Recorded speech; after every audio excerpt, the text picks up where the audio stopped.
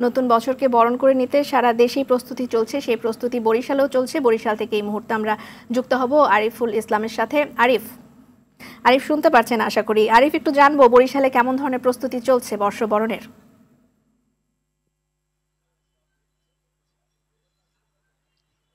জি, রিদওয়ানা, ধন্যবাদ আপনাকে। আসলে আপনি যেমনটি বলছেন যে সারা দেশের ন্যায় বরিশালেও কিন্তু আনন্দ শোভাযাত্রা সেটির প্রস্তুতি নিয়েছে বরিশাল জেলা প্রশাসন এবং বরিশালের অন্যান্য যে সাংস্কৃতিক সংগঠনগুলো রয়েছে সেগুলো। আমরা এখন আছি বরিশালের চারুকলায় কিন্তু একটু দেখাতে চাচ্ছি যে এখানে যারা যারা রয়েছেন তারা কিন্তু এখানে বিভিন্ন ধরনের প্রতীকী ইতোমধ্যেই তৈরি করতে চাচ্ছেন। তবে আমরা চারুকলার এখানে যারা যিনি দায়িত্বে রয়েছেন তার সাথে আমরা কথা বলেছিলাম, তিনি আমাদেরকে জানিয়েছেন যে এবার কিন্তু তারা শান্তির যে প্রতীক পায়রা এবং প্যালেস্টাইনে যে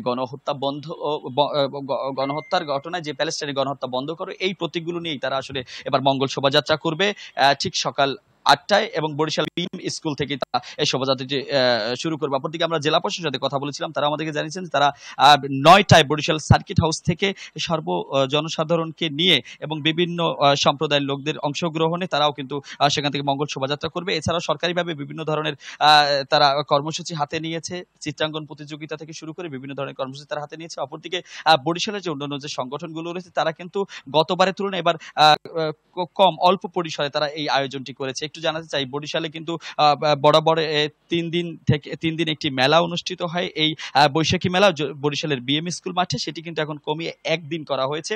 এছাড়াও বরিশালে যে অন্যান্য যে শোভাযাত্রাগুলো সেগুলো মূলত সংক্ষিপ্ত করা হয়েছে। তো এগুলো আসলে তারা আমাদেরকে আয়োজক কমিটি জানিয়েছে যে দেশের বর্তমান প্রেক্ষাপটকে কেন্দ্র করেই তারা বিভিন্ন ধরনের আয়োজন সংক্ষিপ্ত আকার নিয়েছে। তবে এর মধ্যেই যারা রয়েছে আয়োজক কমিটি তারা বিভিন্ন ধরনের প্রস্তুতি গ্রহণ করছে। রেদওয়ানা, এতটুকু ছিল বরিশাল থেকে আমার কাছে।